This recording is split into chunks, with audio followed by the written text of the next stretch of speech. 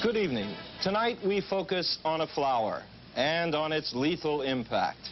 The poppy, an innocent little plant that produces a milky fluid, a natural juice called opium, which is the essence of heroin, the most destructive narcotic man has ever devised. A few weeks ago, we reported on the Golden Triangle, Southeast Asia's fertile factory for the production of the poppy, the opium, and heroin. And tonight, the other terminus in that sinister circuit, the flow of the world's most deadly drug into New York City. It reaches America from several origins through many ports, of course, but nowhere does it flow more freely into the country than through New York City. And from there into the arms and the bloodstreams of thousands of addicts all over the nation, including perhaps your hometown. Bettina Gregory tells us why. What's happening, man? Anything? There's more heroin being sold in the streets of New York than ever before.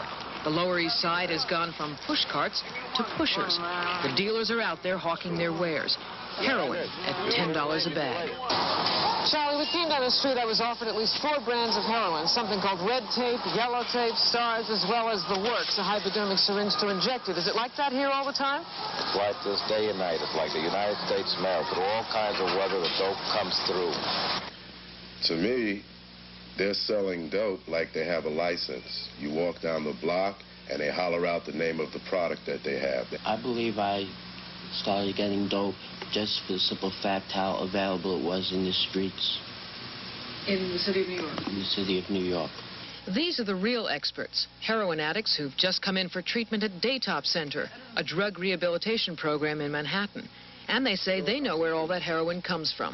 I'd say 90% or better comes into Port Authority as far as the docks in New York, as far as Kennedy Airport.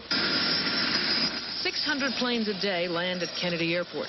150 ships a week are cleared in and out of New York Harbor. Authorities know they're bringing heroin in, at least 5 tons of it a year. That's the amount needed to supply the known number of heroin addicts in the U.S. There are 2 federal agencies trying to keep supplies of heroin off the streets: the Drug Enforcement Administration, known as the DEA, and the U.S. Customs Service.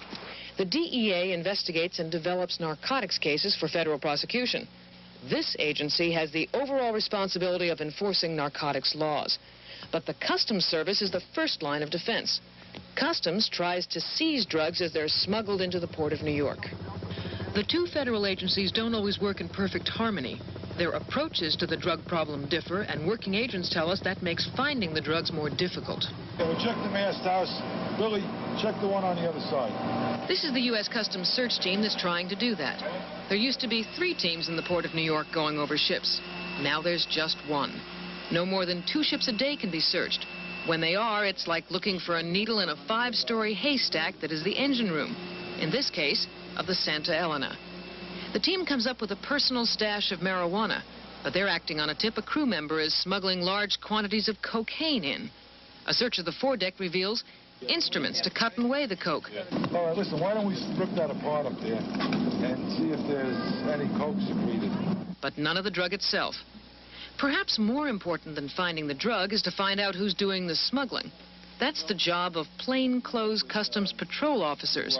There are just 14 of them to cover the ports of New York and New Jersey, as well as Long Island. They work out of this trailer in the shadow of the Empire State Building. Since there are so few of them, the head agent chooses carefully which ships to go after.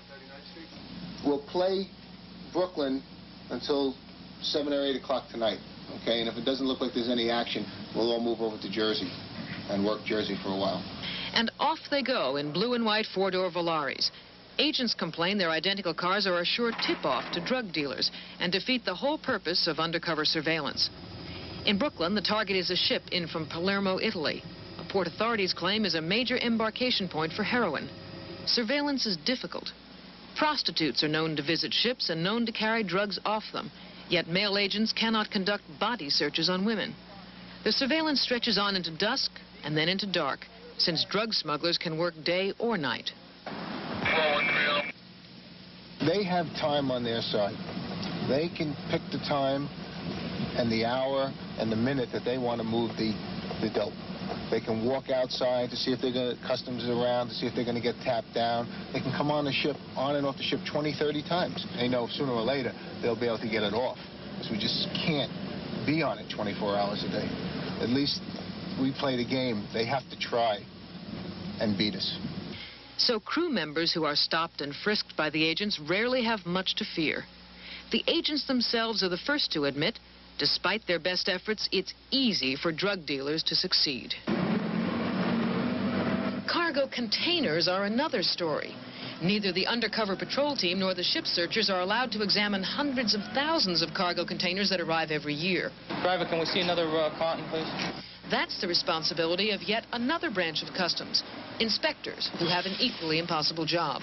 And until recently, Customs didn't even search gigantic container farms in New Jersey, like this one. We concentrated solely on this side of the river. All of the vessel arrivals on this side of the river. And when you consider that the Newark side of the river has an equal amount of vessels, we never really touched that up until, well, maybe a month ago, except on an ad hoc basis. Things are better in the Port of New York. There, Customs agents use dogs to sniff out illegal drugs. Even so, inspectors can't search every container. They can't even search a small fraction of the 175,000 containers that come into this terminal at Howland Hook, Staten Island. The inspectors do check out suspicious containers, like this shipment of 40,000 pounds of hockey pucks. But to find illegal drugs, they usually have to rely on tips and information. The containers are a good hiding place. Last October, they discovered 46 pounds of heroin hidden in a container much like this one. The heroin was hidden in the pedestal base of this table, shipped in from Palermo, Italy. This is the largest seizure of heroin in the last year.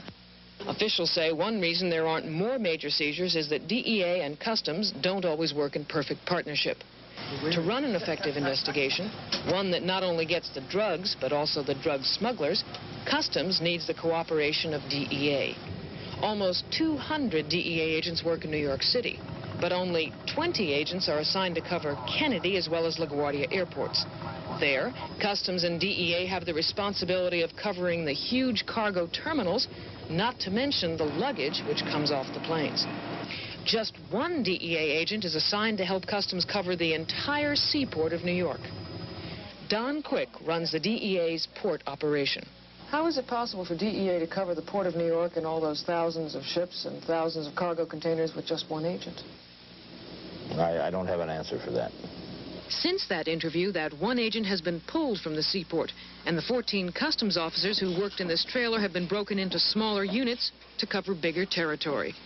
Faced with budget cuts, as all agencies are, Customs officials concede more could be done if there were better cooperation within the agency.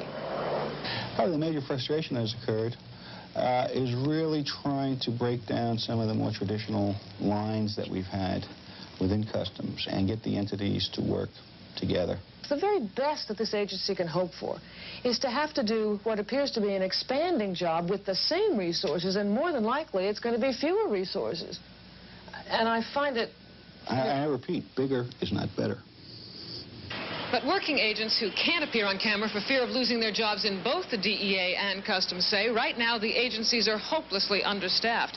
And they charge their bosses are often more interested in fighting for a piece of the drug investigation action than they are in cooperating with their sister agencies. In their view, the result is the Port of New York is wide open and the streets of New York are full of heroin. The heroin epidemic in New York City is not a joke. It's very real. It is definitely on a much larger proportion than it was during the 60s. A lot of kids who would be afraid to inject themselves can snort it and get high. And I think that the time has come that people have to stop turning their heads and make like it's not a major issue. It is definitely a major issue, and something has to be done about it.